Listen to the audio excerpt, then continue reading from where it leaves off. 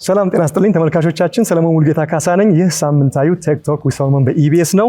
ከአፍታ ረፍት ቆይታ በኋላ አዲሱን 28ኛ ምዕራፍ ዛሬ ጀምረናል። ይህ እንግዲህ በ14 ዓመት የሾው ጉዞ ውስጥ 352ኛው ፕሮግራም ነው የሚሆነው። የዚህ መክፈቻ ፕሮግራም ደግሞ እጅግ ልዩ፣ እጅግ በጣም የሚያስደስተኝ ፕሮግራም ነው የሚሆነው። ከ5 ዓመታት በፊት ከክቡር ጠቅላይ ሚኒስትር አብይ አህመድ ጋር በነበረኝ ቃለ ምልልስ ስለ ዲጂታል ኢትዮጵያ ሰፊ የሆነ ራዕያቸውን ለህዝባችን አካፍሎ ነበር በዚሁ ፕሮግራም ላይ። ያኔ ይህ የዛሬውን ጭውውት የምናደርግበት እጅግ አስገራሚ የሆነ ድንቅ የሳይንስ ሚውዚየም አልነበረም።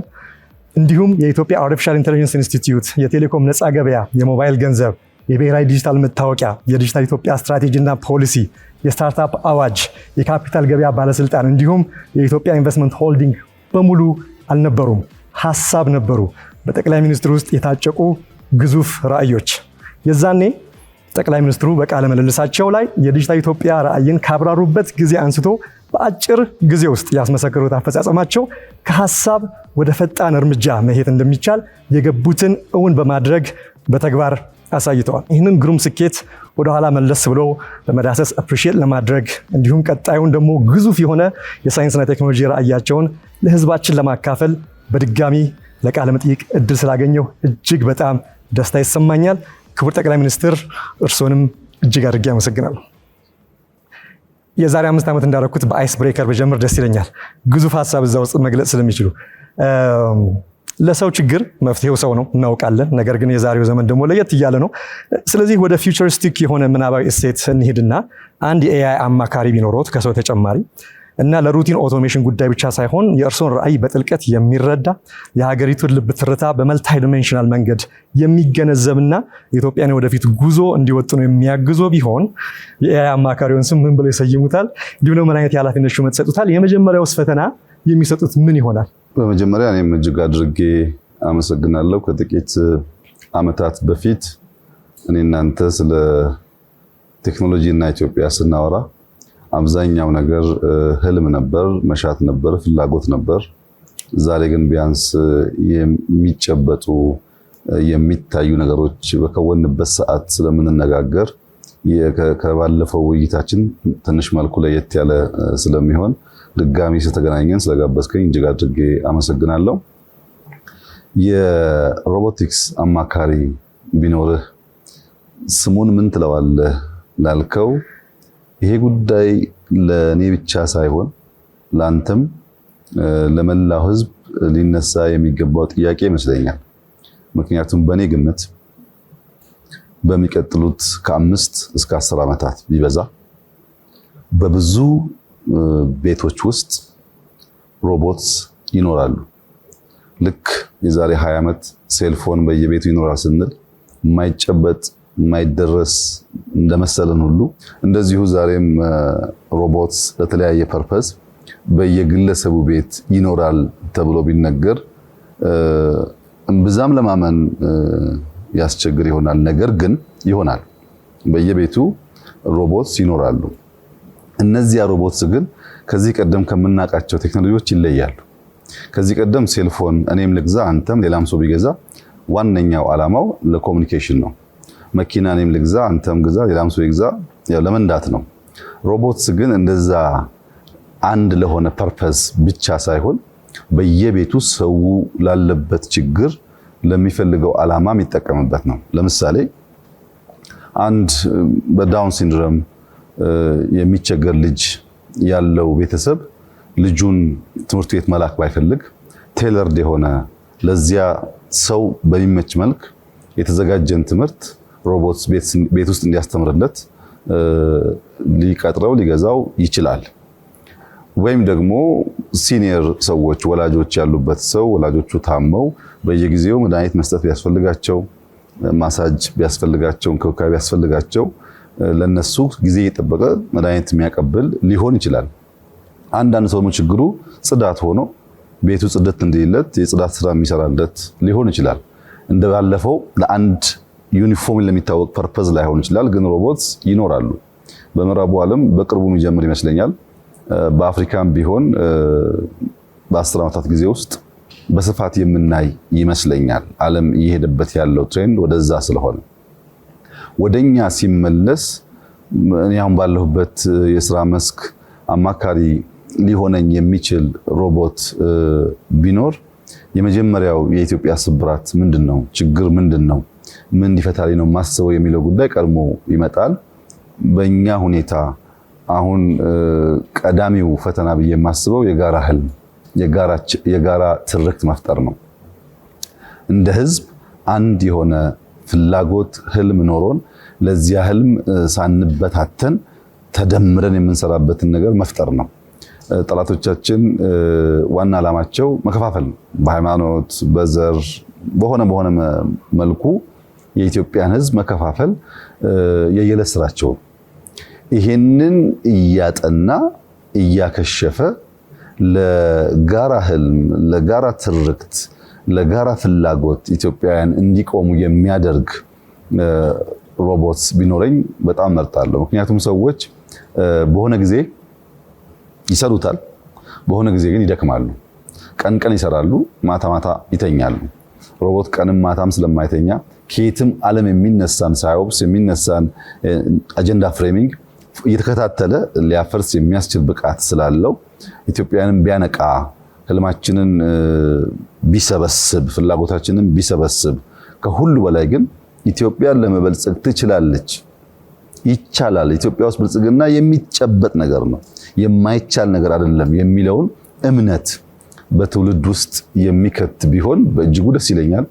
በየቀኑ ያለብን ፈተና እንችላለን፣ እንበርታ፣ እንስራ የሚለውን እሳቤ በወጣቶች አእምሮ ውስጥ ማስቀመጥ ስለሆነ ይህን የሚፈጽምልኝ ሮቦት ልታመጣልኝ ከቻልክ ሙሉ ወይም ጥበብ ማናህሎሽ ሚኒስትር ኦፍ ዘ ፊውቸር ልለው እችላለሁ። ፈጥነ ካመጣህልኝ። ካላመጣህልኝ ግን አንድ ሮቦት ብቻ ስለማይሆን በርከት ያሉ ሮቦቶች አገልጋይ እንጂ ተሿሚ ስለማይሆኑ እንግዲህ ጊዜው ለሚሰጠው ስምም ወሳኝ ይመስለኛል። በተለይ ግን ንቅል ምሁራን ሀገሪቱን፣ ህዝቦቿን፣ ባህሏን ከጫፍ ጫፍ በቅጡ የማያውቁ ንቅል ምሁራን ችግር በመተንተን የሌሎችን ፍላጎትና እውቀት በማሰራጨት የኛን አንድነት የሚያዳክሙበትን መንገድ የሚከላከል ማሽን ዛሬ ቢኖር ነገ እንደምሾመው እርግጠኛ ነኝ። በጣም ደስ የሚለው ሁሉም ስሞች ደስ ይላሉ። ሚኒስትር ኦፍ ዘ ፊውቸር ደግሞ በጣም ደስ የሚል ነው። በዚሁ ፕሮግራም ላይ ከ5 ዓመት በፊት ጊዜው እንዴት እንደሚሮጥ በጣም ነው የሚገርመው። ለመጀመሪያ ጊዜ ባደረጉት ቃለ ምልልስ በጣም በማራኪ ሁኔታ ቅድም እንዳሉት ህልም የሚመስል የሚጨበጥ የማይመስል በተለይ ደግሞ ኢትዮጵያማ ሌላ ነገር የሚያስፈልጋት በሚል ናሬሽን ውስጥ ቴክኖሎጂ፣ ሳይንስ፣ ዲጂታል ኢኖቬሽን ያስፈልጋል ብሎ ያን ራዕዮን በሚገርም አይነት ሁኔታ በሰፊው ለህዝባችን አካፍለው ነበር። አሁን ላይ እነዛ ራዕዮች ራዕይ አይደለም፣ ወክ የምናደርግባቸው ሚውዚየሙ የምንጨበጣቸው፣ የምናያቸው፣ የምንጠቀምባቸው ናቸውና ይህ ከእይታ ወደ አፈጻጸም በሰፊ መጠን በአጭር አይደለም በሰፊ መጠንና ፍጥነት ለመሸጋገር ያበቃውን ልዩ አቅም የመነጨው እንዲሁም ደግሞ ድራይቭን የፈጠረው ሲሪየስ የሆነ ድራይቭ የፈጠረው ምንድን ነው? እሱን እንደው ሪሊ ለብዙዎቻችን እንማርበታለን ብዬ አስባለሁ። በተለይ ደግሞ በማይመች ሁኔታ እንደ ኢትዮጵያ ባለ ውስብስብ መልታይ ዲሜንሽናል የሆነ ሲቹዌሽን ዴሊኬሲ ባለበት ሁኔታ ምንድን ነው እሱ?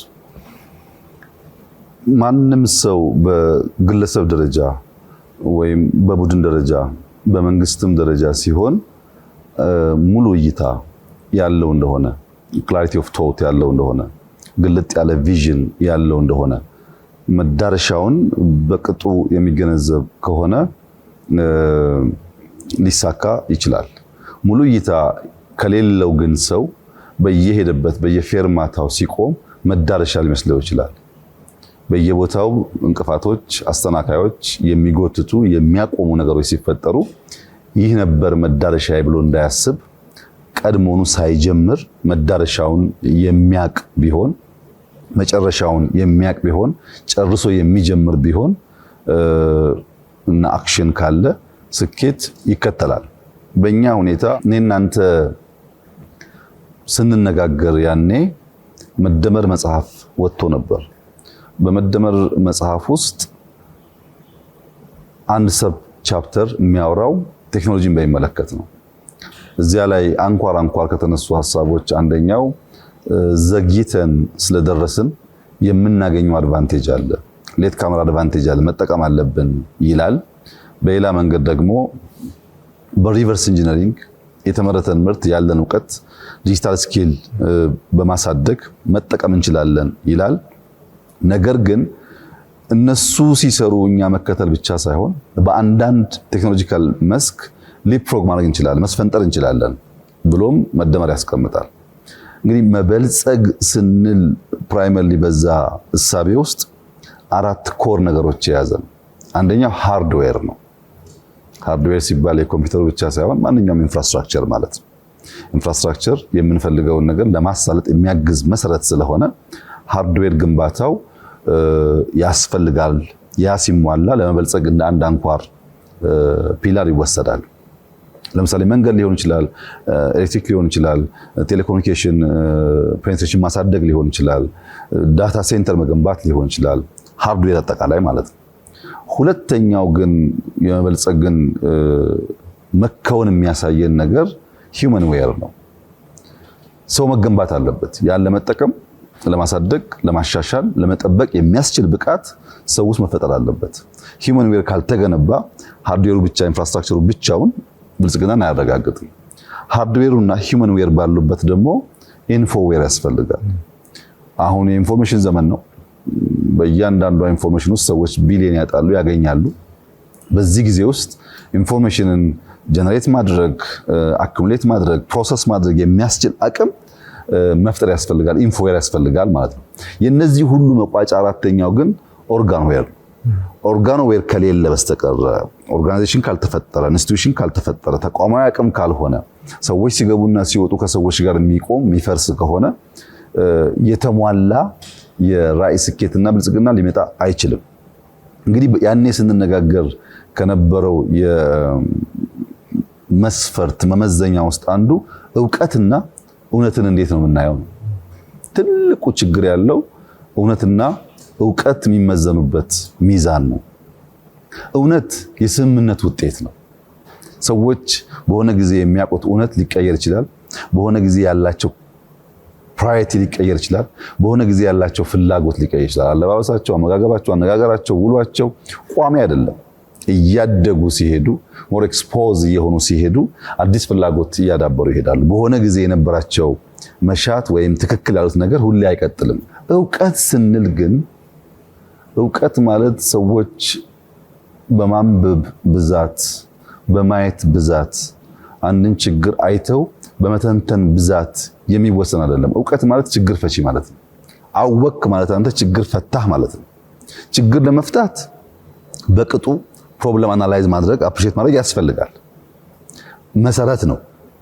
ያን ካደረግክ በኋላ ግን በአክሽን ወደ መፍትሄ ነው መሄድ ያለብህ። ዕውቀት ችግር እስካልፈታ ድረስ በዕውቀት መስፈርት ውስጥ ሊታይ የሚያስችል ብቃት አይኖረው። ነገርየውን በመተንተናችን በመናገራችን ብቻ አይሆን። ለምሳሌ ግሪን ዎሽ እና ግሪን ሌጋሲ በውድድር እንመልከት። ዓለም ላይ የኢንቫይሮንመንት አጀንዳ፣ የግሪን ትራንዚሽን አጀንዳ የሳር ቅጠሉ ነው። የሁሉም ሀገራት የመሪዎች፣ የአዋቂዎች፣ የተመራማሪዎች ሁሉ አጀንዳ ነው። አስተውለ ከሆነ በየ2 ዓመቱ ኮፕ እየተባለ የሚዘጋጅ ስለ ኢንቫይሮንመንት የሚወራበት ኮንፈረንስ አለ። እኔ እንኳን 2 ጊዜ ተሳትፌያለሁ እና በእነዚህ ኮንፈረንሶች ላይ በጣም በብዙ ሺህ የሚቆጠር ሰው የሚሳተፈው፣ በጣም በርካታ መሪዎች ይገኛሉ። ብዙ የሚያማምሩ ንግግሮች ይደረጋሉ፣ ብዙ ሰልፎች ይደረጋሉ። አንድም ሰው ችግኝ አይተክልም። የምናወራው ስለ ኢንቫይሮንመንት ነው። ብዙ ንግግር ነው የሚደረገው፣ ግን ፕራክቲካሊ አክሽን የለም። ለዚህ ነው አክቲቪዝም ኢንቫይሮንመንትን አይቀይርም፣ አክሽኒዝም ነው የሚቀይረው የሚል ሐሳብ የምናራምደው። ብዙ ጊዜ አክሽን ያስፈልጋል። በንግግር ብቻ ነገርየውን ማንቃት ተገቢ ነው። ማንቃት ግን ማድረግ ከሌለበት ብቻውን ዋጋ የለውም እና የኛን ግሪን ሌጋሲ ከግሪን ዎሽ ጋር አወዳድረን ብንመለከት እኛ 25 ቢሊዮን ችግኝ እንተክላለን ብለን 32 ቢሊዮን ችግኝ ተከል። የለም 50 መድረስ እንችላለን ብለን ባለፈው ዓመት 40 ቢሊዮን ችግኝ ደርሰናል። በዚህ ዓመት ወደ 7 እና ከዚያ በላይ ቢሊዮን ችግኝ ዝግጅት እያደረግን ነው። በዚህ ክረምት ምን ጀምረው ማለት ነው እና አጠቃላይ ጊዜው የሚያልቀው ከ1 ዓመት በኋላ ነው። ያኔ 53 54 55 ቢሊዮን ችግኝ ኢትዮጵያ ብትተክል ከዚህ ውስጥ 10 አልጸደቀም ቢባል 40 45 ጸደቀ ማለት ነው።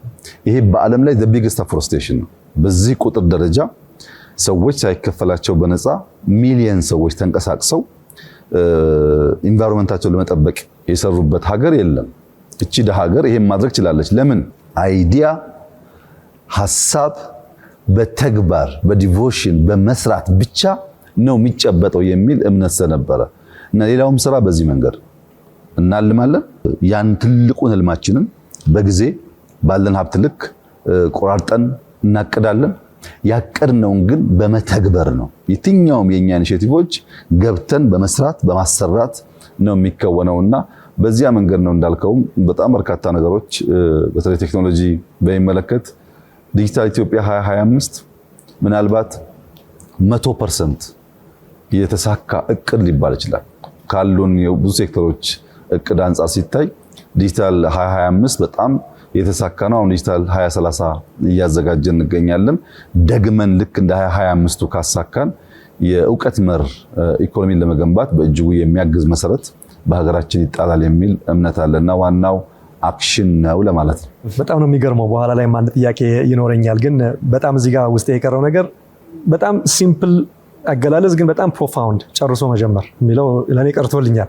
ምክንያቱም በመሃል ላይ ያለው ጉዞ ምንም አይነት የሚያቆም ነገር እንደማይኖር የሚያሳይ ስለሆነ ነው። ከፐብሊክ ሰርቪስ እስከ ጸጥታ ተቋማት ድረስ በዲጂታል ማዘመንን በአጽንኦት ሰጥተው የሚሰሩበት ጉዳይ እንደሆነ ያው እያየን ያለነው እውነታ ነው። በእርስዎ እይታ የኢትዮጵያን ተቋማዊ ባህል ለትውልድ አልፎ የሚቀርጽ ነገር ግን በጣም ተዘንግቶ የቆየ አሁን ግን ፈጽሞ እንዲቀየር ቆርጠው እየሰሩ ያሉት ወሳኝ ጉዳይ ምንድነው? በዚህ መስተጋብር ውስጥ ምንድነው ኢንስቲትዩሽናል ሪፎርም የምንለው ምን እንዲቀየር ፈልገው? በተለይ በዲጂታል በኢኖቬሽን ደግሞ ሲደገፍ የኛ ሪፎርም ዘርፈ ብዙ ነው። የማነካካቸው ኤሪያስ የሉም። አንዱ ወላጆቻችን የሚያነሱልን በአንድ ጊዜ በርከት ያሉ ሪፎርሞች እንዲህ ማድረግ ይቻላል ወይ? አንደኛ ይተገበራል፣ ሁለተኛ ደግሞ ፈተናዎቹ መቋቋም አያስቸግርም ወይ የሚል ጥያቄ ሐሳብ ሰዎች ያነሳሉ። ምክንያቱም በፖለቲካው ረገድ ሰፋፊ ሪፎርሞች አሉ፣ በሎ ኢንፎርስመንት ኤጀንሲ ሰፋፊ ሪፎርሞች አሉ፣ በሲቪል ሰርቪስ ሰፋፊ ሪፎርሞች አሉ፣ በግብርናው በኢንዱስትሪው አጠቃላይ በኢኮኖሚ በፋይናንሻል ሴክተር ሪፎርሞች አሉና በጣም ቦልድ የሆኑ ሪፎርሞች አት ታይም በርከት ያለ ቦታ የሚነኩ ስለሆነ ሰዎች ችግር አይፈጠርም ወይ ብሎ ያስባሉ። እንግዲህ በሌየር ማየት ጥሩ ነው። መጀመሪያ ቅድም እንዳነሳው ውስብስብ ችግር አለ ብለናል። ኢትዮጵያ ውስጥ ውስብስብ ቻሌንጆች አሉ፣ ችግሮች አሉ፣ ድህነት አለ፣ ዕዳ አለ፣ እርዳታ የምንጠብቅ ሀገር ነን። በውስጣችን ፖለቲካል ዲስኮርሱ ችግር አለበት። በርካታ ችግር ስላለብን አንዷን ነገር በመፍታት የኢትዮጵያን ፍላጎት ልናሳካ እንችላለን። አንዷን ሴክት ብቻ በዴብዝ አይተን ፈተን ስንጨርስ ሌላው ችግር ይውጣትና ትጠፋለች። ለምሳሌ ግብርና ላይ ሳንሰራ ምግብ ላይ ሳንሰራ ኢንዱስትሪ ብቻ ብንሰራ እና የኢንዱስትሪ ምርታችን ኤክስፖርት ማድረግ ብንችል የኤክስፖርት አቅማችን ግን የምግብ ፍላጎታችንን መመለስ ካልቻለ ችግር ነው። መመገብም አለብን፣ ኤክስፖርት አድርገን ገቢ ማግኘትም አለብን። ተነጣጥሎ የሚታይ ነገር መሆን የለበትም። እንደዚህ በርከት ያለ ሪፎርም ደግሞ ሲሆን አጋዥ ያስፈልጋል። ነገ ቅድም እንዳነሳው ሮቦትስ፣ ለዛሬው ግን ቴክኖሎጂ መጠቀም የግድ ያስፈልጋል። ለምሳሌ ሲቪል ሰርቪሱ ላይ በጣም በርካታ ኮምፕሌንትስ አሉ። አንደኛ ፒቲ ኮራፕሽን አለ፣ ሰርቪስ በወጉ አይሰጥም፣ ቢሮክራሲው ነገር ያስተጓጉላል የሚል ስሞታ ቅሬታ አለ። ይሄንን በንግግር በውይይት ብቻ አትፈታውም። ቴክኖሎጂ ማገዝ አለበት። መሶብን የወሰድክ እንደሆነ በርከት ያሉ ተቋማት አንድ ቦታ ላይ ሰርቪስ ፕሮቫይድ ያደርጋሉ። አንተም ካለህበት ቤት ቨርቹዋሊ ቀጠሮ መያዝ ትችላለህ። ስትሄድ እያንዳንዱን ስቴፕ ካሜራና ሲስተም ፎሎ ያደርጋል። የተለየ ፍላጎቶች ካሉ ማኔጀሩ ከማንም ሳይሰማ በሲስተም ሪፖርት ሊያገኝ ይችላል። እና ቅሬታዎች የሰዎችን ስሞታ ቀንሰን የተሻለ ሰርቪስ ለመስጠት ኤፊሺየንሲን ለማሳደግ ያግዘናል ማለት ነው። ልክ እንደዚህ ብሎ ኢንፎርስመንት ጋር ብትሄድ ለምሳሌ የኢትዮጵያ ፌደራል ፖሊስ የሲሲቲቪ ካሜራ ግንዛቤ አልነበረውም። የዲጂታል ፎረንሲክስ ግንዛቤ አልነበረውም። ከዚህ ቀደም ፖሊስ ማለት ከዘራ ይዞ ክላሽ ይዞ መንገድ ላይ የሚቆም ነው የነበረው። አሁን ግን ሰውየው በአካል ባይቆምም ቴክኖሎጂ ስለሚያግዝ የኮሙኒኬሽን ስርዓቱ ተዘምኗል፣ የካሜራ ሲስተሙ ዘምኗል፣ የስማርት ኢንፎርሜሽን መሰብሰቢያ ቱሎች በየቦታው እያደጉ መጥተዋል። በዚያ ምክንያት ፖሊስ በሌለበት የሚፈጠርን ወንጀል ወደ ኋላ ተመልሰው ከዳታ ቤዛቸው ፈልገው ወንጀለኞች የሚያገኙበት እድል ተፈጥሯል። ይሄ ማለት ሰዎች መፍጠር የመቻል አቅማቸው ኢንፋይናይት ስለሆነ ይሄንን ባይፓስ እያደረጉ አድቫንቴጅ አይወስዱ ማለት አይደለም። ግን ከነበረን አቅም አንፃር እድገቱን ለማሳየት ነው። ለምሳሌ ዲጂታል ፎሬንሲክስ ከዚህ ቀደም በብዙ ጉዳዮች አቅም አልነበረንም፣ ውጭ ሀገር ነው የምንልከው። አሁን ያ አቅም ተፈጥሯል።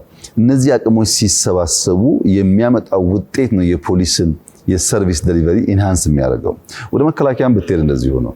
መከላከያም ብትሄድ ከዚህ ቀደም በነበረው ልምምድና እውቀት ድሮን ሳትጠቀም ቴክኖሎጂ ሳትጠቀም ሁሉን ነገር እየገዛ የሀገር ሉዓላዊነት በቀጣይነት ማረጋገጥ ያስቸግራል እና ቴክኖሎጂ እንደ መሰረት ሆኖ በሁሉም ቦታ የሚገባ ይሆናል ማለት ነው። በሚዲያው ይሰራል፣ በሲቪል ሰርቪሱ ይሰራል፣ በግብርናው ይሰራል፣ በኢንዱስትሪ ይሰራል። ያንን እውቀት ያሰብነውን ሐሳብ ለማሳካትና ለማሳለጥ እንጠቀምበታለን። ከዛ አንፃር ፍሬም እያፈራ እንዳለ ነው የሚሰማኝ። በጣም ግሩም። እስቲ ወደ ምንኮራበት ደግሞ አንድ ተቋም ልውሰደው። በተለይ ያ ደግሞ በቀጥታ እርስዎ እጅግ በጣም ጥልቀት ሰጥተው ከሚሰሩት የቱሪዝም ስፔሻሊ ዴፕት ኦፍ የስፓሻል ኢንተለጀንስ ስለ ቦታ፣ ስለ ዳይሜንሽን፣ ስለ ስፔስ ያለውት መረዳት በሚሰራው የሀገር ገበታ ለሀገር ገበታ ለሸገር በሙሉ በምናየው ነገር እናያለን። ይሄ ደግሞ ሰውን ማምጣት ህዝባችንን ማስደሰት ብቻ ሳይሆን ደግሞ ያለንን ነገር ማምጣት ጋር ይያዛል። ለዚህ ደግሞ ትልቁ ሚና የሚጫወተው የኢትዮጵያ አየር መንገድ ነው። ይሄ ብሔራዊ አየር መንገድ ብቻ አይደለም፣ አህጉራዊ በቴክኖሎጂ የታጀበ ቀዳሚ ተቋማችን ነው። ስለዚህ ይህንን ነገር ሞር ወደፊት ፑሽ ለማድረግ በጣም በሰክሰሱ ላይ ሞር ለመስራት እንደ ኤአይ ኦቶሜሽን ፍሊቶቻችን አሁን ዳይቨርሲፋይ እያደረግን ነው፣ ከቦይንግም አልፎ ሌሎች ፍሊቶችን እንዲሁም ደግሞ ግሪን ኤነርጂ የግሪን ጉዳይ ከእርሶ ጋር በጣም የተያያዘ ነው እና እነዚህን ፈጠራዎች በማካተት ከወደፊቱ የአየር ትራንስፖርትና ቱሪዝም ጋር ለማዋሃድ ያለው ግዙፍ ራዕይ ምንድን ነው? የኢትዮጵያን አየር መንገድ ቅድም ባነሳሁት በሃርድዌር ፓኬጅ ውስጥ ማየት ይጠቅማል። አጠቃላይ ኢንፍራስትራክቸር ወይም ሃርድዌር ያልነው ካልተገነባ ቀጥሎ የሚከተሉት ሶስቱ ነገሮች መገንባታቸው ብቻቸውን መቆም ስለማይችሉ በተለይ ለኛ ሎጂስቲክስ በጣም ኢምፖርታንት ነው። ለሁሉም፣ ለትሬድም፣ ለቱሪዝምም፣ ለሰዎች እንቅስቃሴም የአየር መንገድ ሚና የሎጂስቲክስ ሚና በጣም ከፍተኛ ነው። እንዳልከውም አሁን ባለው የአየር መንገድ ስርዓት የቴክኖሎጂ የኤአይን ጨምሮ ያላቸው ሚና ከፍተኛ ነው። ለምሳሌ ካርጎን ብንወስድ በድሮን ካርጎን ዴሊቨር ማድረግ የሚያስችል አቅም በአርሚው ኦልሬዲ አለ። አሁን አርሚው ለአስፈላጊ ጉዳይ በድሮን ካርጎ ዴሊቨር ያደርጋል አንዳንድ የሚያስፈልጉ ሎጂስቲክስ አቅሞች። ልክ እንደዛው በኤአይ ፉሊ ኦቶሜትድ የሆኑ ኤርክራፍትስ አሉ። አሁን ለምሳሌ ኤፍ-16 የሚተካ ፉሊ በኤአይ ብቻ የሚሰራ ፋይተር ጄት ተሰርቷል እና የመጪው ዘመን የፓይለት ሚና እየቀነሰ ስለሚሄድ ከወዲሁ ዝግጅት ይፈልጋል። ከካርጎ አንጻር ብቻ ሳይሆን ከሰው ትራንስፖርትም አንጻር። አሁን ባለው አክቹዋል ሁኔታ ግን ብንመለከት ለምሳሌ የኢትዮጵያ አየር መንገድ በአፍሪካ ትልቁ አየር መንገድ ነው። ባለፈው ዓመት በ2024 ወደ $7 ቢሊዮን ሬቨኑ ነበረው። ሁለተኛ የወጣው የአፍሪካ አየር መንገድ ግን 2 ቢሊዮን ገደማ ነበረው። ዲፍረንስ በጣም ከፍተኛ ነው። አሁን ደግሞ የኢትዮጵያ አየር መንገድ ከ100 ሚሊዮን ሰው በላይ በአመት የሚያጓጉዝ አየር መንገድ ሰራለው እያለ ነው። 100 ሚሊዮን ፕላስ ሰው ማለት በቀን ከ275 ሺህ እስከ 300 ሺህ ሰዎች ይንቀሳቀሳሉ ማለት በአንድ ቀን 300 ሺህ ሰው መቀበልና ማስወጣት አንድ ትልቅ ከተማ ማለት ነው። 300 ሺህ ሰው ይሄን የሚያስተናግድ የአየር መንገድ ቴክኖሎጂ ካልደገፈው በቀር አይሆንም። የላጌጅ ማኔጅመንት ላይ በጣም በርካታ ችግር አለ። ይሄ በቴክኖሎጂ በኤአይ መታገዝ አለበት። ከዚያ በላይ ግን ኤአይ የማብረሩ የመጠገኑን ኤር ትራፊኩን ካርጎውን ጨምሮ በጣም በርካታ ጉዳዮች እየመለሰ እየሄደ ስለሆነ ኦልሬዲም ደግሞ ቴክኖሎጂ ስላለ ሀገራት ሰርተውታል ኦልሬዲ። እኛም ሀገር በመጠኑ በድሮን ካርጎ ጀምረናል እና አየር መንገድ ቴክኖሎጂን ኤምብሬስ እያደረገ ካልሄደ አሁን ያለውን ስም አሁን ያለውን አንደኝነት በአፍሪካ ደረጃ እየጠበቁ መሄድ ያስቸግራልና በዚያ ምክንያት ትኩረት ሰጥቶት የሚሰራ ዘርፍ ነው። በእርግጠኝነት መጪውን ዘመን በሚዋጅ መንገድ አየር መንገዱ ስሙንና ክብሩን ቦታውን ጠብቆ የሚቀጥል ይመስለኛል። ለዚያ ነው እንግዲህ ከመጣን ጀምሮ የአየር ቁጥር ከእጥፍ በላይ አድጓል። ከሪፎርሙ በፊት በኢትዮጵያ አየር መንገድ አሁን ባለው ኤርፖርት የሚጓጓዙ ሰዎች በጣም ውስን ነበሩ። አሁን ቁጥሩ አድጓል። ያም በቂ አይደለም ተብሎ አዲስ ኤርፖርት እንቅስቃሴ ተጀምሯል እና እያደገ ያለ የአየር መንገድ ነው። ይህ እድገቱ ቀጣይነት እንዲኖረው ቴክኖሎጂ ምንም የማያወላዳ ሚና ነው ያለው። በዚህ አግባብ ነው እንግዲህ የሚሰራው ብዬ አስባለሁ። በጣም አመሰግናለሁ። በሀገራችን እንግዲህ እጅግ ጥበቃ ከሚደረግላቸው ዘርፎች አንዱ ቢሆንም የእርስዎ አስተዳደር በድፍረት የኢትዮጵያ የቴሌኮም ዘርፍን ለነፃ ገበያ ውድድር ከፍቷል። ይህ እንግዲህ ከሆነ ዓመታት እየተቆጠሩ ነው። በዚህ ሂደት ውስጥ ምን አይነት ተግዳሮት አጋጥሞት ነበር? ለረጅም ለ120 ምናምን ዓመት ተዘግቶ የነበረ ሴክተር ስለነበረ ማለት ነው እና ከዛ ተግዳሮት ባሻገር ደግሞ አሁን ላይ ያመጣው ትሩፋትስ ምንድን ነው? ከዚሁ ጋር እያይዘን በሌሎች ዘርፎች ላይ ምን አይነት ደፋር እርምጃዎችን እንግዲህ እንጠብቅ ከእርሱ? ኢትዮ ቴሌኮም እድሜ ጠገብ ተቋም ነው። መቆየቱ ብዙ ጥቅም አግኝተንበታል። ነገር ግን የሲስተም ፌለር አንዱ መገለጫ መንግስት ከውድድር ውጭ በሆነ መንገድ ተቋማትን እያቆየ ሲሄድ እና ሌሎችን እየከለከለ ሲሄድ እድገት ይገታል። ከለውጡ በፊት የኢትዮጵያ ሞባይል ፔኔትሬሽን 37 ሚሊዮን ገደማ የነበረው ዛሬ 91 ሚሊዮን ደርሷል። በጥቂት ዓመታት ውስጥ 100 ዓመት መቆየቱ ሳይሆን በጥቂት ዓመታት ውስጥ ቁጥሩ በጣም አድጓል። ያኔ 3G ነበረ ኢትዮጵያ ውስጥ የሚታወቀው። አሁን 5Gን ኢትዮጵያ ኦን አድርጋለች። በጣም ብዙ ከተሞች፣ አዲስ አበባ ብቻ አይደለም፣ ብዙ ከተሞች 5Gን እየተዋወቁ ይገኛሉ። 5G ስንል እንግዲህ ለኮሙኒኬሽን ብቻ አይደለም፣ ፕላትፎርም ነው። የምንነግድበት፣ የምንገናኝበት፣ የምንማርበት ማለት ነው። ተጨማሪ ቫልዩ ይዞ የመጣ ነው። ከዚያ በተጨማሪ በሞባይል መኒ 100 በሚጠጉ ሰርቪሶች የኢትዮጵያ ቴሌኮሙኒኬሽን በስፋት እያደገ መጥቷል። በሬቬኑም፣ በፔኔትሬሽኑም፣ በቴክኖሎጂውም፣ በሚሰጠው ሰርቪስም። ያ የሆነበት ምክንያት የኛ ሰው ካነቃኸው፣ የኛ ሰው ውድድር እንዳለ ካሳየኸው የመስራት አቅም አለው ማለት ነው። ኢትዮጵያ አየር መንገድ በአፍሪካ የሚወዳደር ከሆነ ኢትዮጵያ ቴሌኮም በአፍሪካ ሊወዳደር ይገባዋል። በአፍሪካ የዛሬ 3-4 ዓመት the most expensive ቴሌኮም ነው የሚባለው። አሁን በአፍሪካ the cheapest ቴሌኮም ኢትዮጵያ ቴሌኮም ነው። በዋጋ አንጻር በሰብስክራይበር ቁጥር አንደኛ ነው። በአፍሪካ አንደኛ የሆነው ዋጋ ጨምረን ሳይሆን ዋጋ ቀንሰን ነው። ይሄን ያመጣው ውድድር ነው። ከውጭ የመጡ የሚወዳደሩትም ሌሎች ኦፕሬተሮች የኢትዮጵያን ቴሌኮም ውድድር በቀላል አላዩትም። በጣም ከፍተኛ ፈተና ሆኖባቸዋል። ስለዚህ ኢትዮጵያውያን ይሄ ውድድር እዚህ ካሳካን መቀጠል አለብን። ኬንያ መሄድ አለብን፣ ዩጋንዳ መሄድ አለብን፣ ሩዋንዳ መሄድ አለብን። እንችላለን ማለት ነው። መክፈት የፈለግነው ያንን ህሳቤ ነው። በእርግጥ ለረጅም ጊዜ ይዘን የቆየነው ተቋም ስለሆነ ይከፈት ሲባል በተለይ በኮሙኒስት ቲንኪንግ ውስጥ የቆየ ማህበረሰብ ፖለቲካል እንትኑ ብቻ አመራሩ ብቻ አይደለም፣ አጠቃላይ ማህበረሰቡ እንደዛ ስለነበረ ቀላል ነው ሊባል አይችልም። እንክፈት ሲባል ልክ እንደ ማጣት፣ ልክ እንደ መጎዳት የሚያስቡ ሰዎች አሉ። ግን በመክፈት ያደጉ ሀገራት ለምሳሌ አሜሪካን ብትወስድ አሜሪካውን ሁሉም ከውጭ ሀገር የመጡ ዜጎች ወደ ሀገራቸው ይመለሱ ብትል አሜሪካ የሚባል ሀገርና ኢኮኖሚ የለም ማለት ነው። ስትከፍት ስትወዳደር ጉዳት ብቻ የሚታያቸው ሰዎች አሉ። ሪስክ አለው። ሪስኩን ማኔጅ ካደረግን ግን ውጤት ይመጣል የሚል እምነት ነበረን። በዚያው ልክ ፈተናው የምትገምተው ነው፣ ጩኸቱ የምትገምተው ነው። በድፍረት ነው የገባንበት። ተጨማሪ ገንዘብ አግኝተንበታል፣ እውቀት አግኝተንበታል። በሀገራችን ቴሌኮም ከነበረው ታሪክ ባሻገር ሌሎች ዘርፎችን ኢምፓክት የሚያደርግ ተቋም መሆን ችሏል። ይህንን በተለያዩ መስኮች እየደፈሩ መሄድ ስለሚያስፈልግ እንግዲህ በፋይናንሻል ሴክተርም አሁን ከፍተናል። የባንኪንግ ሴክተር ተከፍቷል። የምጠብቀው ተመሳሳይ ውጤት ነው። ኢትዮጵያውያን ብዙ ሰዎች የሚችሉ ሰዎች አሉን፣ ልምምዶች አሉን። ፊራችንን ገቨርን አድርገን ማኔጅ አድርገን ከሰራን ተወዳድረን በሀገራችንም በአህጉራችንም ውጤታማ መሆን እንችላለን የሚል እምነት ነው ያለኝ። እንግዲህ በማንኛውም አዳዲስ ህሳቤ ውስጥ ሁልጊዜም ተቃርኖ አለ፣ ፈተና አለ። አይቻልም፣ አይከወንም፣ አይተገበር የሚል ሀሳብ አለ። ያ ደግሞ ሪስክን እየለኩ መድፈር ይፈልጋል። በዛው አግባብ ነው የሄድነው። ውጤቱም እንግዲህ ያው አንተም እንደምታየው የተሻለ ነው ማለት ይቻላል። በጣም ግሩም። ክቡር ጠቅላይ ሚኒስትር እዚህ ጋር ቴሌኮም ላይ ያለው እንደው አንድ ሀሳብ ከእርሶ ጋር እንደው የእርሶ ሀሳብ ባገኝ ደስ ይለኛል።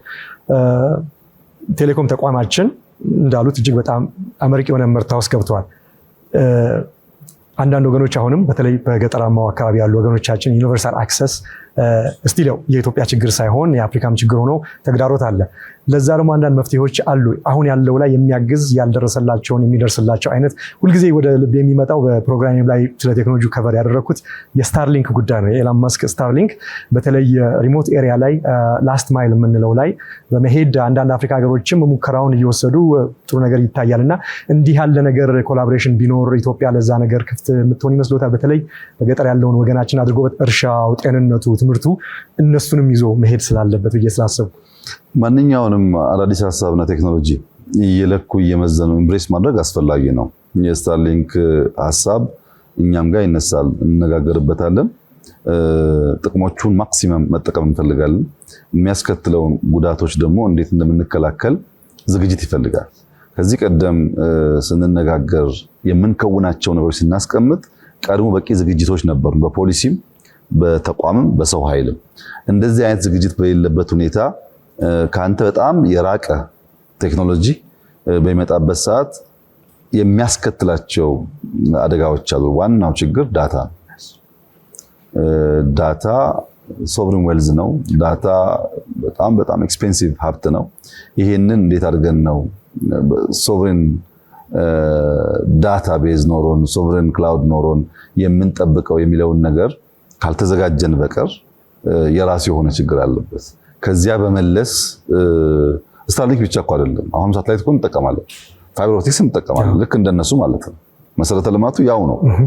ግን በዚያ መሰረተ ልማት ስትጠቀም አሁን ስታርሊንክ ኢትዮጵያን በቀላሉ ከበር ስለሚያደርግ በሚኖርበት ሰዓት ከዚህ ቀደም የነበሩትን ኢንፍራስትራክቸሮች አውቶማቲካሊ በውድድር ይጥላቸዋል። አብዛኛውን ዳታ መቆጣጠር አቅም አለው። ያ ዳታ የት ይሆናል? እነዚህ ጉዳዮች ከተመለሱ ቴክኖሎጂን ኢምብሬስ ማድረግ፣ ተደራሽነትን ማስፋት፣ ፕሪፈሪ ኤሪያስ ሪሞት ኤሪያ ያሉ ዜጎቻችን ቴክኖሎጂ እንዲጠቀሙ ማድረግ የኛም ፍላጎት ነው። አማራጭ መንገዱ አንድ አይደለም። የራስ ሳተላይት መኖር፣ ስታርሊንክ መጠቀም፣ ፋይበር ኦፕቲክስ ማስፋፋት፣ ቢቲኤሶች አንቴናዎች በስፋት ማስፋት፣ ከነዚያ ውስጥ የቱ ለሴኩሪቲም ለሀብትም ለእውቀትም አዋጭ ነው የሚለውን እያዩ መሄድ ይፈልጋል። ንግግሩ ግን አለ። በጣም ግሩም። ስለ ሞባይል ገንዘብ እንጫወት። ይሄ መቼም አንዱ ትልቁ ሰክሰስ የዚህ መከፈቱ ኮምፒቲሽኑ ቦልድ የሆነው ቪዥን ያመጣው ነገር ነውና ምናልባትም በእኛ ባህል ውስጥ በእኛ ህዝብ ውስጥ በሀገራችን ውስጥ ከጥቂት ዓመታት በፊት ህዝባችን በትሪሊየን የሚቆጠር ብር በእጁ ሳይቆጠር እንደዚህ እያደረገ በሞባይል ገንዘብ በዲጂታል መንገድ ያስተላልፋል ብሎ ማሰብ ቅዠት ነው የሚመስለው። የሚታሰብም ነገር አልነበረም። ያ ሆኗል እና እንደ ቴሌብር ባሉ ፕላትፎርሞች መጨመር የተነሳ ዲጂታል ክፍያዎች የዕለት ተዕለት ህይወት አካል እየሆኑ ሄደዋል። ሰው በካሽ ለመክፈል ስትሬንጅ እንደ እንግዳ የሚሆንበት ጊዜ ውስጥ እየመጣን ያለ ነው። which is good። ስለዚህ ዲጂታል ፋይናንስ እና እንደዚህ የመሳሰለው አሰራር ምቾት ብቻ ወይም ኮንቪኒየንስ የምንለው ብቻ ነው የሚያዩት ወይ ሪሶርስ ደግሞ ጠለቅ ባለ እይታ የኢትዮጵያ መደበኛ ያልሆነ ኢኮኖሚ ወደ መደበኛ ስርዓት የሚከት ግብር የሚከፍልና ብድር የሚገባውን የስነ ምህዳር ለማደስ ቁልፍ መሳሪያ አድርገው ነው የሚያዩት? ምንድነው ስለዚህ ያለው እይታ? የሞባይል መኒ ወይም ዲጂታል ፋይናንስ በጥቅሉ አዲስ ማህበራዊ ውል ነው። ኒው ሶሻል ኮንትራክት ነው። ከዚህ ቀደም አንስቼልህ እንደሆነ እርግጠኛ አይደለሁም። የዛሬ 15 17 18 ዓመት አካባቢ የኢትዮጵያ ንግድ ባንኮች ከአንድ ብራንች ወደ ሌላ ብራንች ገንዘብ ሲያስተላልፉ በሄደ ትመዘገባለህ፣ ፎርም ትሞላለህ፣ ዘንድ በፋክስ ነው ወደዛኛው ጫፍ የሚሄደው እና ያ ነገር መቀየር አለበት የሚል ሐሳብ እኔና ጓደኞቼ እናነሳ ነበር። ያኔ ኢንሳ የነበርኩት ለመጀመሪያ ጊዜ ኤቲኤም ወደ ኢትዮጵያ እንዲገባ ያደረግነው እኛ ነን። በነገራችን ላይ ፋክስ ቀርቶ የኢትዮጵያ ንግድ ባንክ ከብራንቾቹ ጋር በዋይድ ኤሪያ ኔትወርክ ተገናኝቶ ኮሙኒኬት ማድረግ እንዲችል የሚያስችለውንም ኢንፍራስትራክቸር የገነባ ነው እኛ ነን።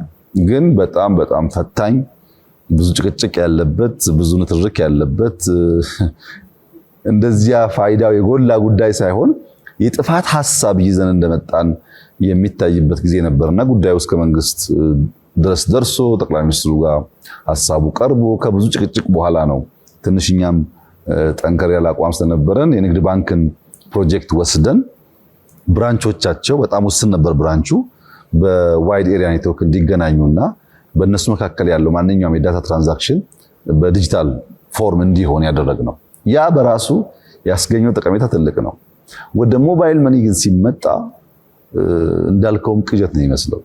የዛሬ 5 ዓመት 6 ዓመት ሰው ለእናቱ ለአክስቱ ለእህቱ ገንዘብ መላክ ቢፈልግ ቢደውልላት ልጄ በአልኮ ደረሰ ረሳኸኝ እንዴ ብላው ግዴለም ልክልሻለሁ ካለ በኋላ ታክሲ መያዝ አለበት፣ ባንክ መሄድ አለበት፣ ወረፋ መጠበቅ አለበት፣ ፎርም መሙላት አለበት፣ ከዛ ብር ቆጥሮ እንዳልከውም ብሎ መስጠት አለበት። ከሰጠ በኋላ ግን ከሆነ ጊዜ በኋላ ደውሎ ደረሰሽ ወይ አልደረሰም፣ እሷ ደግሞ ሄዳ መጠየቅ አለባት ባንክ ቤት።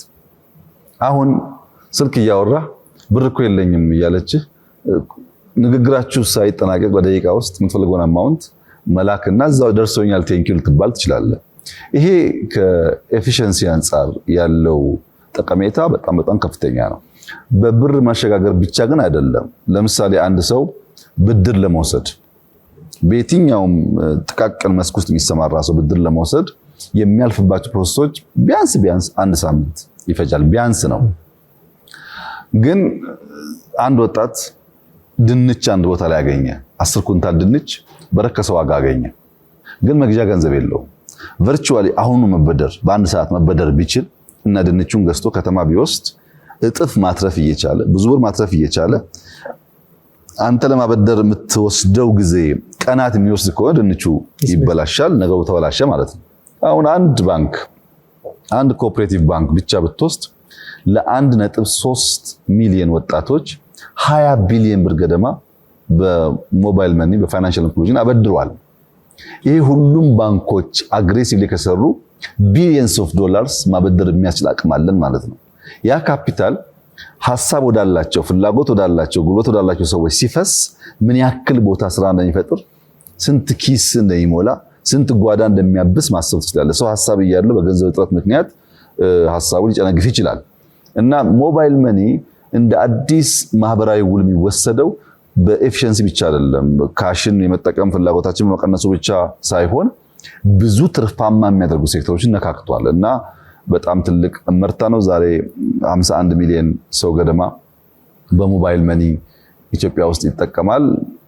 51 ሚሊዮን ፖፑሌሽን ያላቸው የአፍሪካ ሀገራት ጥቂት ናቸው እና ከአንድ ሀገር ሙሉ ፖፑሌሽን በላይ ህዝብ ነው የሚጠቀምበት። ደግሞ ሞባይል መኒ በጣም ለየት የሚያደርገው ኢንተርኔት ዲፔንድ ያደረገ አይደለም። ኢኮኖሚያችንን ኢምፓክት እያደረገ ነው። ቢዝነሳችንን ኢምፓክት እያደረገ ነው። የሰዎችን ላይፍ እያቀለለ ነው። እንደዚህ ያለ ጠቃሚ ቴክኖሎጂዎችን ኢምብሬስ እያደረጉ መሄድ ያስፈልጋል ብዬ በእጅጉ አምናለሁ። በጣም ቢዩቲፉሊ ፑት። በተለይ ሶሻል ኮንትራክት ነው አዲሱ ሶሻል ኮንትራክት በዲጂታል ካፕቸር ሲደረግ የሚያመጣው ትሩፋት በተለይ አሁን ክሬዲት ሂስትሪ ቢልድ ማድረግ የመሳሰለው። ስለዚህ አንድ ሰው አምኜ ባበድረው የሚለውን ፕሮፋይል መገንባት ከተቻለ አሁን ያሉት ብድር መጠን እየጨመረ እየተመለሰ የሚሄድበት ሁኔታ አለና በጣም ግሩም ነው። እንግዲህ በእርሶ እይታ ከራእይ ውስጥ አንዱ ግዙፍ ወደምለው እኔም በጣም ወደምወደው ቶፒክ ነው የሄደው የአርቲፊሻል ኢንተለጀንስ ጉዳይ ነው። አንድ ሪፖርት ሳይ ነበር ይህን ዝግጅት እያዘጋጀሁና ከኤአይ ውስጥ አንዷ ዘርፍ እንኳን ወጥታ ጀነሬቲቭ ኤአይ በአግባቡ ጥቅም ላይ ቢውል በአፍሪካ ውስጥ ጂዲፒ ለዚች ኮንቲኔንት እስከ 2030 ድረስ ከ110 እስከ 220 ቢሊዮን ዶላር ሊጨምር እንደሚችል ያ ሪፖርት ያመላክታልና እርሶም ይመስለኛል ይሄ ቀድሞ ታይቶት ይመስለኛልና አገር አቀፍ የኤአይ ኢንስቲትዩት ስለማቋቋም ሌሎች የአፍሪካ ሀገሮች ስትሬንጅ በቃ ፎሪን ላንጉዌጅ የማይገባ ቋንቋ በነበረበት ጊዜ ያን ራዕይ ሰንቀው የተነሱትና ዛሬም ድረስ የምናየው በአፍሪካ ውስጥ በርካታ የአፍሪካ ሀገራት በዚህ ዙሪያ ዘርፍ ምንም እንቅስቃሴ እያደረጉ አይደለም። እርስዎ ግን ቀደም ብለው ጀምረዋልና ኢትዮጵያ በዚህ ዘርፍ ተሳታፊ ብቻ ሳትሆን ባለፈውም ያሉት ተወዳዳሪና አልፎም መሪ መሆን እንደምትችል ነው። ለዚህም ማሳያው እንግዲህ አጭር ዕድሜ ያለው በጣም የምንወደው የኢትዮጵያ አርቲፊሻል ኢንተለጀንስ ኢንስቲትዩት ያስመዘገበው ግሩም ውጤት ነው እና እስቲ ስለዚህ ኢንስቲትዩት ቅኝት እኛ ስናወራ ሀሳብ ነበር ኤአይ ኢንስቲትዩት ዛሬ ተቋም ነው። ስለሱ ትንሽ እንደው ቢያጫውቱንና ዓለም በዚህ ዘርፍ እያጠነጠነ ባለበት በዚህ ዘመን ኢትዮጵያ በዓለም አቀፉ የኤአይ መድረክ ላይ ያላትን ሚና በተመለከተ የረዥም ጉዞ ደግሞ ራዕዮን እስቲ ቅዶን ቢያጫውቱን። ተግዳሮትም ስላለው ነው አሁን ኮምፒውቲንግ ፓወር፣ ዳታ፣ በቂ የሆነ የሰው ኃይል፣ እነዚህን ተግዳሮቶችም አብረን እንዴት አድርገን እየቃኘን እንሄዳለን። እንግዲህ በሁሉም መስኮች ኤአይ ብቻ ሳይሆን በሁሉም መስክ የነበረን አንድ ስብራት ብለን የለየነው መዘግየት እና መቆጨት ነው። ምንም ነገር ሲጀምር እንዘገያለን፣ ካለፈ በኋላ ደግሞ እንቆጫለን። ይሄ ነገር ይሄ ጠባሳ ያልመታው የቴክኖሎጂ ዘርፍ ኢትዮጵያና አፍሪካን የለም። ምንም ነገር ሲጀመር እኛ አንሽቀዳደም፣ አንከተልም። ካለፈ በኋላ ግን እኛ እስከመቼ ደሃነን፣ እስከመቼ ችግርተኛ ነን። ቁጭቱና ሮሮ በጣም ብዙ ነው። ሁለተኛው ከዚህ ጋር የሚያያዘው ስብራት የሌላ አብዝቶ ማድነቅ የራስን ማራከስ ነው። ሰምዌር ስናየው የገረመን ያስደመመን ነገር እኛ ጋር ስናየው ይረክስብናል። ይሄ የአፍሪካ ስብራት ነው፣ የኢትዮጵያ ስብራት ነው። ለምሳሌ እኛ ኤአይ በምንልበት ጊዜ ከአንተም ጋር ከዚያም በፊት ስለ ኤአይ በምናገርበት ወቅት እውነት ለመናገር በዓለም ላይ አንድም መንግስት በመንግስት ደረጃ ይሄን አጀንዳ ብሎ አልያዘውም። ተቋማት የሚሰሩ ነበሩ። ባደጉት ዓለማት ተቋማት ይሰራሉ፣ ምሁራን ይሰራሉ፣ ግን የመንግስት አጀንዳ አልነበረም። በአፍሪካም እንዲሁ። ኢትዮጵያ ውስጥ ኤአይ በምንልበት ሰዓት አሁን ቤዚክ ቴክኖሎጂ ሳይኖር አሁን ኤአይ የምትሉ እናንተ ማን ናችሁ ተብሏል። ግን የመዘግየትን ጣጣ በብዙ መስክ ስለቀመስን ዳግም ያ ችግር እንዳያጋጥም አትሊስት በበቂ ደረጃ መጠቀም የሚያስችል መሰረት መጣል አለበት የሚል እሳቤ ስለነበረን ነው የጀመርነው። እንግዲህ ዛሬ ምን ላይ ናችሁ ያልክ እንደሆነ አንደኛ በፒኤችዲ ደረጃ ኤአይ አዲስ አበባ ዩኒቨርሲቲ ይሰጣል። እዚህ ከተረት ተረት ወጥተን በትምህርት ስርዓት ውስጥ በፒኤችዲ ደረጃ የሚሰጥ ሰብጀክት ሆኗል። ይሄ በጣም ትልቅ ብስራት ነው። የኤአይ ተቋማችን ብዙ ነገር ነው የነካው ኢትዮጵያ ውስጥ ጤናውን፣ ግብርናውን፣ ሰርቪሱን በምንሰራው ሪፎርሞች ሁሉ የኤአይ ሚና ከፍተኛ ነው። ግን ጥቂት ለማንሳት መላ የሚል ሲስተም ኤአይ ገንብቷል። መላ ኤግዛክትሊ ዲፕሲክ ወይም ቻት ጂፒቲ የምትለውን ሲስተም የሚሰራውን ስራ ይሰራል። መላ ከነሱ የሚለዩት ነገሮች ሎካል ላንጉጅ በስፋት ለመጠቀም መሞከሩ እና የራሱን ሶቨሪን ዳታ እና የሌሎች ዳታ የሚለይበት ስርዓት መፍጠሩ ነው። ወይ ደግሞ ፓይ የሚል ሲስተም ፈጥረዋል። ለምሳሌ ለአንድ ኩባንያ ኢንቨስትመንት ሲመጣ ዲው ዲሊጀንስ ለመስራት፣ ስፒች ለማዘጋጀት፣ ቶኪንግ ፖይንት ለማዘጋጀት፣ ስለ አንድ ግለሰብ ለማወቅ በመንግስታት ደረጃ እንደከዚህ ቀደሙ በርካታ ሰው ቀጥረን አንሰራም። ፓይ የሚል ሲስተም ኤአይ ሰርቷል። በሁላችን ቢሮ ውስጥ አለ። ያ ሲስተም በጣም በርካታ መረጃዎች ፕሮቫይድ ያደርገናል። የሚያንሰን ነገር ከሌሎች ወስደን እንጠቀማለን። አሁን የአፍሪካ ኤአይ ሰሚት አዲስ አበባ ላይ ይካሄዳል። በዚህ ሰሚት ሰሞኑን እንደምናየው 1000 ገደማ ድሮን ስዋርም ድሮኖች ያሉበት ሾው ይታያል። ያኔ ስለ ድሮን ስናወራ የነበረውና ዛሬ ግን 1000 ድሮን ሰማይ ላይ ለቀን የተለያየ ነገር ጽሁፎች ምናምኖች የምናየው 1000 ድሮን 1000 ሰው መድበናል ነው ኦፕሬት የምናደርገው። ኤአይ ነው የሚሰራው። ስለዚህ ኤአይ እንዴት ማሽን ማንቀሳቀስና ነገሮች መግለጥ እንደቻለ ኢትዮጵያ ውስጥ የሚታይበት ዘመን ደርሰናል።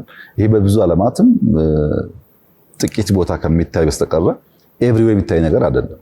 ግን ኤአይ ላይ የነበረው ነገር ምንድነው? አንደኛ የዳታ ጀነሬሽን አቅም አለን ወይስ የለም? እኛ በጣም ዲቨርስ የሆነ ቋንቋ ሶሳይቲ ያለን ዩዝ ያለን ቅድም እንዳነሳሁት ሰፊ ሞባይል ተጠቃሚ ወጣቶች ያሉበት ሀገር ነው። ዳታ ጀነሬት ማለት ከባድ አይደለም። አንዳንድ ጥናት እንደሚያመለክተው ከ100,000 በላይ ኮንቴንት ክሬተርስ ኢትዮጵያ ውስጥ አሉ።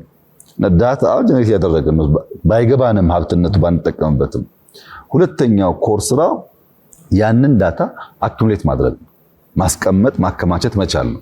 ቅድም እንዳነሳው በመንግስት ብቻ ሳይሆን ፕራይቬት ዳታ ሴንተር እኮ ፈቅደን ተገንብቷል ኢትዮጵያ ውስጥ። ኩባንያዎች ዳታ ሴንተር ገንብተው ሰርቪስ ፕሮቫይድ ያደርጋሉ ኢትዮጵያ ውስጥ። አንድ አይደለም፣ ሁለት አይደለም፣ ሶስት አይደለም፣ በጣም ብዙ። አሁን ደግሞ ከኢነርጂ ጋር ተያይዞ ለክሪፕቶ ከረንሲ ትላልቅ ዳታ ሴንተር የሚገነቡ የውጭ ተቋማት ከ30 በላይ ኢትዮጵያ ውስጥ ኩባንያዎች እኮ አሉ ዳታ ሴንተር ላይ ብቻ የሚሰሩ እዚህ ሆኖ ለውጭ የሚያገለግሉ ኢፍ ነሰሰሪ እኛ የምንጠቀምባቸው ማለት ነው።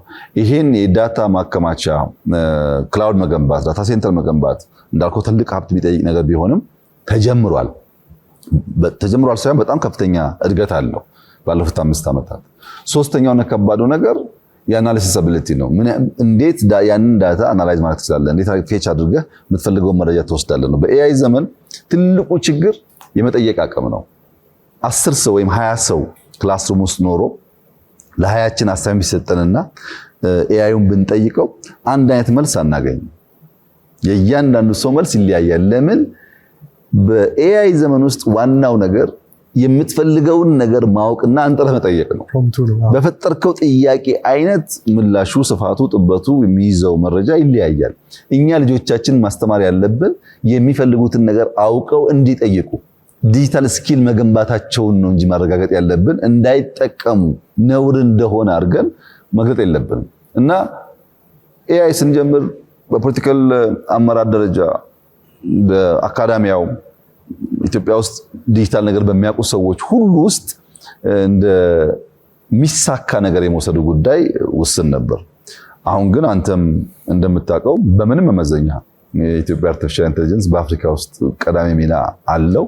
እንደ ኢትዮጵያ አየር መንገድ፣ ኢትዮ ቴሌኮም ከጥቂት ዓመታት በኋላ ለአፍሪካ ሰዎች የአፍሪካ ኩራት ተብሎ እንደሚጠቀስ ምንም ጥርጥር የለኝም። በጣም የሚገርሙ ወጣት ሙያተኞች ያሉበት እና ኮምፒት እያደረጉ ያሉበት መንገድ፣ ችግር እየተረዱና እየፈቱበት ያለው መንገድ፣ ያለውን ኢንፍራስትራክቸር ኢንሃንስ እያደረጉበት ያለው መንገድ በጣም ተስፋ የሚሰጥ ነው። በዚህም ሳይንስ ሙዚየም የአርቲፊሻል ኢንተለጀንስ ፓርቱን ብንመለከት በምንም መመዘኛ ዓለም ላይ ካለው የሚያንስ አይደለምና በጣም ተስፋ ሰጪ ጅማሮ እንዳለና በርካታ ጥረት ደግሞ እንደሚጠበቅብን ነው የሚታየኝ።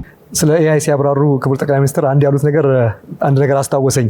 ምናልባት ከዚህ ቴክኖሎጂ መምጣት የተነሳ አዳዲስ የስራ ዘርፎችም እየመጡ ነው። አንደኛው ቅድም በትክክል ያስቀመጡት ፕሮምፕት ኢንጂኒየር ማለት ኤአይን ምን እንደሚጠየቅ በሚጠየቀው ልክ ነው በጣም ጥሩ ነገር የሚሰጠውና ያንንም ኢንከሬጅ አድርጎ በመኮረጅ መንፈስ ሳይሆን በዛ ቅድም ባስቀመጡት መንገድ ይህን መጠቀም ምርጫ ሳይሆን ያው የማይቀር ነገር ነውና በጣም ግሩም ነው። ሌላውም የጠቀሱት ነገር ቀደም ሲል ስለ ዳታ ሶቨረንቲ ጠቅሰዋል። ቀጥሎ የሚያብራሩት ደግሞ የኤአይ ሶቨረንቲ ጉዳይ ኢትዮጵያ በዛ ላይ መነሳቷ ነውና ምናልባትም የጂፒዩ ኬፓቢሊቲያችንና የመሳሰለውን ማሳደጉ የናሽናል ሴኩሪቲ ጉዳይም ድረስ ሊሆን የሚችል ስለሆነ የሆነ ያለውን ነገር ስለገለጡልን በጣም ደስ ብሎኛል። መወደው ተቋም ነው። እኔም ወደ ወጣቶቻችን ሄድስቲ ይሄ ነገር ያው የኤአይ ጉዳይ እነሱን በጣም የሚመለከት ስለሆነ ነውና አንድ ሪፖርት ሳይ ነበር የወርልድ ኢኮኖሚክ ፎረም ዘገባ ዲጂታል ክህሎት ያላቸው አፍሪካውያን የገቢ እድሎቻቸውን እርሶም ስላሉት ነው ዲጂታል ስኪል በጣም ብለው ስላሉ ነው በ40% ካላቸው መጨመር የሚችሉበትን ብቃት ይሰጣቸዋል። ስለዚህ ይሄ በጣም ወሳኝ ነገር ነው በተለይ በዚህ በኤአይ ዘመን። ስለዚህ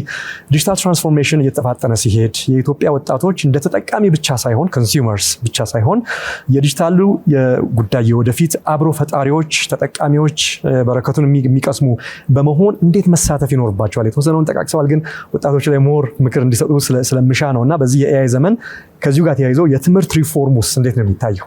ምናልባት የሚገደሉ ፊልዶች፣ የማይኖሩ ሙያዎች ሊኖሩ ይችላሉ ወደፊት። የስራ ስምሪቱም ከዚሁ ጋር ጆብ ሎሶች ሊኖሩ ስለሚችሉ ይሄ እንዴት አብሮ መቃኘት አለበት? በዓለም የቴክኖሎጂ እድገት ጉዞ ውስጥ ኢትዮጵያ ወደኋላ እንዳትቀር፣ እንዳትዘነጋ፣ ተጠቃሚ እንድትሆን ከሚያደርጉ ነገሮች አንዱ ቴክኖሎጂን ኢምብሬስ ማድረግ ነው። ሲወጣ አልፈልግም፣ አላቅህም፣ አትመቸኝም ብሎ መግፋት ሳይሆን ሞር ለማወቅ እና ከዚያም ለመጠቀም መሞከር የሁላችንም እንደ ማህበረሰብ ልምምድ ባህል መሆን አለበት። ወደ ወጣቶች ሲመጣ የመጀመሪያው ነገር ፕሮብለም አፕሪሺየት ማድረግና ለዚያ ፕሮብለም መፍትሄ ማምጣት በአንድ ፓኬጅ የሚታዩ ጉዳዮች ቢሆኑም የብዙ ሰው ፈተና በዚያው በችግር ውስጥ ችግሩን በመናገር ችግሩን በመተንተን የሚጠመር ነው። ወደ መፍትሄ አይሄድም። ችግር እናያለን፣ ለዚያ መፍትሄ ማፈላለግ ቴክኖሎጂ ማለት። አሁን ኢትዮጵያ ውስጥ ችግር ሞልቷል። በግራም በቀኝም በፊትም በኋላም ችግር አለ። የሚፈልገው ያንን ችግር የሚፈታ ቴክኖሎጂ የሚፈታ ዕውቀት ማምጣት ነው። ወጣቶች ያለውን ችግር እያዩ እንዴት እንደሚፈቱ የሚያስቡ ሶሉሽን ተኮር ከሆኑ መፍትሄ ተኮር ከሆኑ ቴክኖሎጂ ለመጠቀም ያለው ፋይዳ ግዙፍ ነው። ለምሳሌ ሰምተህ ሊሆን ይችላል 5 ሚሊዮን ኮደርስ የሚል ኢኒሺየቲቭ አለን። 5 ሚሊዮን ኮደርስ ያለው እኛ 5 ሚሊዮን ሰው ቁጭ ብሎ ኮድ ይጻፍ አላልንም። አንዱ ኮርስ ዲጂታል ስኪል ነው። እንዴት ኤአይ መጠቀም እንደሚችል ኤአይን ተጠቅሞ ስራውን እንደሚሰራ የሚሰጥ ቤዚክ ኮርስ ነው። ይሄ ኮርስ ለትልቅ ለትንሽ ለሴት ለወንድ አይልም። ለማንም ሰው አሁን በማንበብ መጻፍ የማይቸገር ስልክና ኮምፒውተር መጠቀም የሚችል ሰው ሁሉ ይሄንን ኮርስ ቢወስድ በቀላሉ ብዙ ነገሮች ሊያገኝ ይችላል። እኔ በግሌ የምጠቀምባቸው በጣም በርካታ ጉዳዮች አሉ። አንድ ሀገር በመሄድበት ሰዓት ወይ አንድ ሰው በማገኝበት ሰዓት ድንገት ከሆነብኝ ሲስተም እጠቀማለሁ። ስለሰውየው በቂ የሆነ መረጃ በሰዓታት ውስጥ በደቂቃ ውስጥ አገኛለሁ። እሱን ተጠቅሜ ሰውየው ጋር ፍሬያማ ንግግር አደርጋለሁ እና ያን ነገር ለማጥናት እንደ ድሮ ማገላበጥ፣ ዶክመንት መጽሐፍ ማንበብ፣ ሰዎች ማስቸገር ቢሆንና አሁን አንድ አይደለም። ዲጂታል ስኪል ሲባል ለየለት ስራችን የምንጠቀምበት ነገር የምናገኝበት ነው። ለምሳሌ ድሮ እናንተ ሀገር ስመጣ በጣም ደስ ከሚለኝና ከአገሬ ቢኖር ብዬ ከማስበው ነገር አንዱ ጂአይኤስ ሲስተም ነው። በቀላሉ መኪና ተከራይተህ ወይም ከወዳጅ ወስደህ የምትፈልግበትን አድራሻ ሞልተህ እየተመራህ መንዳት በኢትዮጵያ ውስጥ የሚሳካ ነገር አድርጌ ብዙ ማስበው ጉዳይ አልነበረም።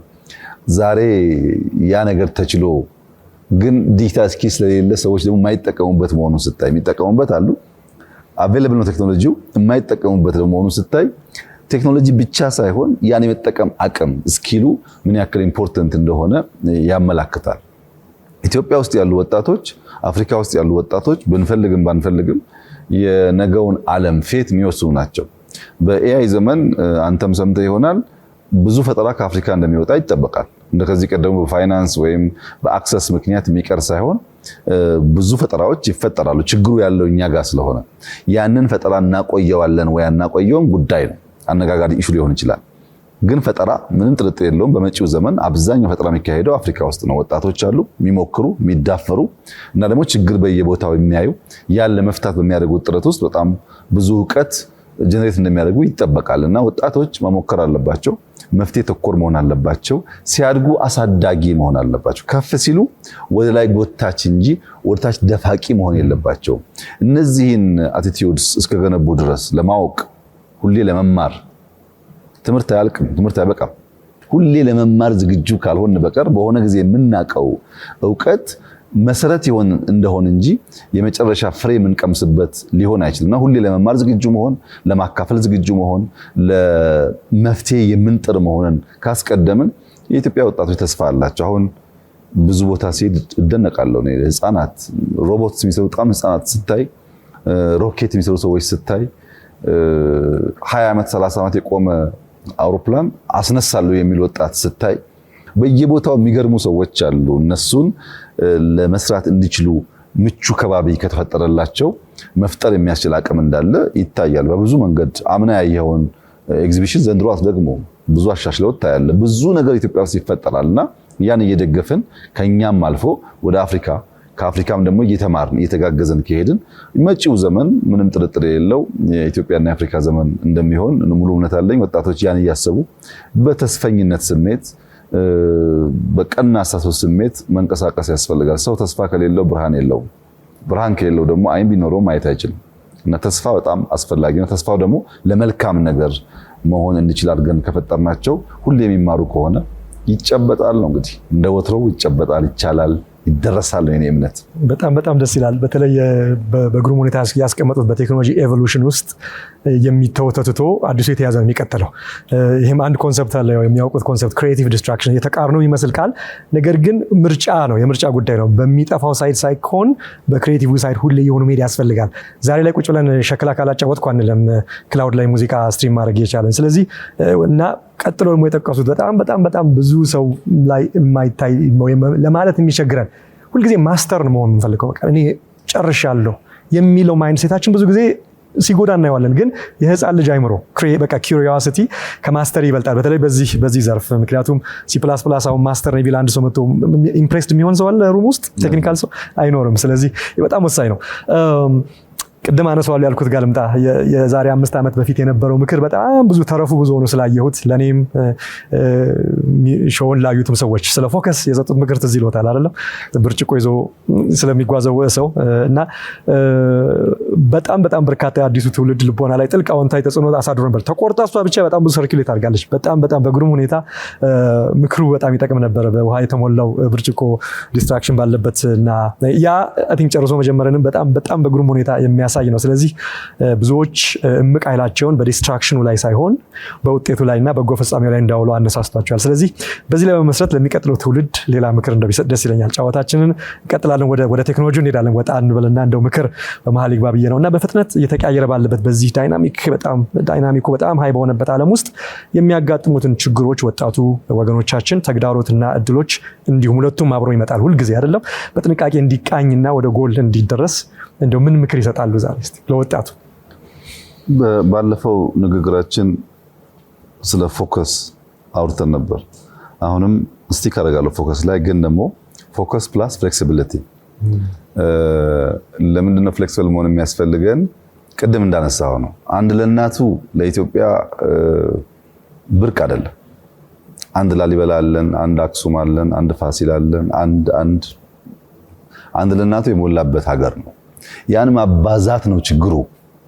አንድ የተፈጠረ ነገር አሻሽሎ አዘምኖ በየቦታው ማርከስ ማብዛት ነው ችግሩ እንጂ ከዚህ ቀደምም ቢሆን ኢትዮጵያ ውስጥ የተሞከሩ ሙከራዎች አንዳንድ ሆነው ቀላል ቦታ የሚሰጣቸው አይደሉም። ለምሳሌ ተቋም ኢትዮጵያ አየር መንገድን መገንባት የቻለ ሀገር ለምንድን ነው የውስጥ ተቋማት ያልገነባው የሚል ጥያቄ ፕላስ ኦር ማይነስ 99% ኢትዮጵያውያን ነው ማኔጅ የሚያደርጉት የሚያስተዳድሩት። ኢትዮጵያውያን ያንን ከቻሉ ለምንድን ነው ሌላውን ቦታ መሰል ተቋም ያልፈጠር ነው? በሁሉ መስክ አንድ ለእናቱ የሆነበት ምክንያት ቅድም እንዳልከው አንድ ነገር ስናቅ በቃ ስታክ እናደርጋለን። ለምሳሌ በ60ዎቹ ፖለቲካ በሰባዎቹ የተሳተፉ ሰዎች ያኔ የሚያውቁትን ታክቲክ ያኔ የሚያውቁትን ኖሃው ዛሬ አፕላይ ማድረግ ይፈልጋሉ። ቴክኖሎጂ ተቀያይሯል። እነሱም የማይገባቸው በጣም በርካታ ነገሮች ተፈጥረዋል። ከዛ ጋር አብሮ ሳይማሩ አብሮ ሳያድጉ እነሱ ቆመው ግን አሁን ያለውን ዓለም በዚያ ጊዜ በነበራቸው እውቀት መወሰን ይፈልጋሉ። ፍሌክሲቢሊቲ ከጠፋ ለመማር ያለ አቅም ለማደግ ያለ አቅም ይወሰናል። ፎከስ በጣም ኢምፖርታንት ነገር ነው። ፎከስድ ሆነን አንድ ነገር ከተማርን በኋላ ግን ያ የዓለም መጨረሻ ነው ብለን ማሰብ የለብንም። ፍሌክሲብል መሆን አለብን። የማናውቃቸው ጉዳዮች እንዳሉ ማሰብ ያስፈልጋልና ወጣቶች በውስጣቸው በጣም የታመቀ ጉልበት አለ። ወጣትነት በገንዘብ ልትገዛው የምትችለው ነገር አይደለም። ኃይል አለው፣ ኢነርጂ አለው። ያ ኢነርጂ፣ ያ ኃይል፣ ያ የመፍጠር አቅም፣ ያ የማድረግ አቅም ምን ላይ ይውላል ነው። ለምሳሌ እድሜያቸው ጠና ያሉ ሰዎች በቀን 30 ደቂቃ 40 ደቂቃ ቢንቀሳቀሱ በቂ ሊሆን ይችላል ከእድሜያቸው የተነሳ። ወጣቶች ግን ለምን በአንድ ሰዓት ይወሰናሉ? ብዙ ጊዜ በመንቀሳቀስ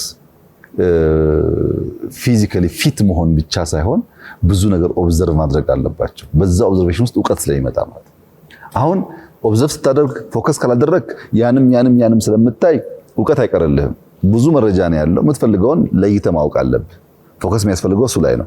ያየኸው ነገር ደግሞ ያለ መጨረሻ እንዳለው ፍሌክሲብል መሆን ያስፈልጋል እና ወጣቶች ያላቸውን ጉልበት ያላቸውን የተከፈተ አእምሮ፣ ጭንቅላት፣ ኢነርጂ መልካም ነገር በማድረግ ለአንድ ሰው ጥቅም በሚሰጥ ነገር ላይ በማዋል ቢጠቀሙ በጣም ጠቃሚ ነው ብዬ አስባለሁ። አሁን ባለንበት ዘመን ቀደም ብዬ እንዳነሳሁት ትልቁ ችግር አጀንዳ ፍሬሚንግ ነው። ስለፈለግከው ጉዳይ አጀንዳ ክሬት አድርገህ ትዳር ታፋታለህ፣ ሀገር ታናውጣለህ፣ ብሔርን ከብሔር እምነትን ከእምነት ታጋጫለህ። ዓለም እንደዛ ሆኗል። ይሄ ዲጂታል ኤጁ ያስከተለው ጣጣ አለ። ከዚህ ቀደም የምናውቀው ፖለቲካ፣ የምናውቀው ውጊያ፣ የምናውቀው ሚዲያ አሁን በብዙ ቴክኖሎጂ ተጭኖታል፣ ተቀያይሯል። በዚህ ጊዜ ውስጥ የሰማነው ነገር ሁሉ ትክክልና እውነት ነው ብሎ ወደ አክሽን የሚገባ ሳይሆን አናላይዝ ማድረግ የሚችል ባላንስ ማድረግ የሚችል ከተለያዩ ሶርሶች መረጃ ትሪያንጉሌት ማድረግ የሚችል ቢሆን ጠቃሚ ነው ብዬ አስባለሁ። ስለ ብዙ ጠቃሚ ነገሮች የምሰማቸው ወሬዎች እና ሰው ኢንተርቴን የሚያደርግበት ደረጃ ይገርመኛል በብዙ ጉዳዮች። ግን ተስፋ የማደርገው እንዳልኩህ ጨርሶ የመጀመር ልምምድ ስላለ ባለቀ ነገር ውስጥ ትውልድ አይቶ ይፈርደዋል በሚል ይታለፋልና ወጣቶች ሚስ እንዳያደርጉ ለመማር የሚንቀሳቀሱ የሚያዩ ፍሌክሲብል የሆኑ ማኑቨር ማድረግ የሚችሉ የሚሰሩት ማንኛውም እንቅስቃሴ ግን ሰው ለመርዳት ለመጥቀም ሰው ለማንሳት እንዲሆን በቀና መንፈስ ተስፈኞች ቢሆኑ ህልመኞች ቢሆኑ ጥሩ ነው ብዬ አስባለሁ። በጣም ብዙ የሚገርሙ ወጣቶች ኢትዮጵያ ውስጥ ግን አሉ። የሚገርሙ ከዚህ ቀደም ስራ ስንሰራ የማታ ሺፍት አያስፈልግም ኢትዮጵያውያን አይሰሩም ተብሎ ነበር። አዲስ አበባ ላይ ጀመር። ጅማ ሄደን ስንጀምር ጅማማ ሰው ከጫት ላይ ተነስቶ ስራ አይሰራም ተባለ። አሁን የማታ ሽፍት ወጣቶች ቀጥሎ ይሰራሉና እድሉ ካለ ቶሎ የመማርና የማደግ ፍላጎት ያላቸው በጣም በርካታ ወጣቶች አሉ። ባለን የወጣት ቁጥር ልክ ግን ማደግ ይኖርበታል ብዬ አስባለሁ። ክቡር ጠቅላይ ሚኒስትር በአጭሩ ፋይዳው ምንድን ነው? የፋይዳ ዘርፈ ብዙ ነው። ራዕዮና ጉዞ ውስጥ በጣም ወሳኝ ብለው እንደ ሌጋሲ የሚያስታውሳቸው እርምጃዎች የትኛዎቹ ነው ብለው ያስባሉ? በሳይንስ ሙዚየም ሊያስታውሱ ይችላሉ። በአርቲፊሻል ኢንተለጀንስ ሊያስታውሱ ይችላሉ። በሰርት ሊያስታውሱ ይችላሉ። የመጀመሪያው ሳተላይት ወደ ሰማይ ወጣችው በእኛ ጊዜ ነው። በስፔስ ቴክኖሎጂ ሊያስታውሱ ይችላሉ።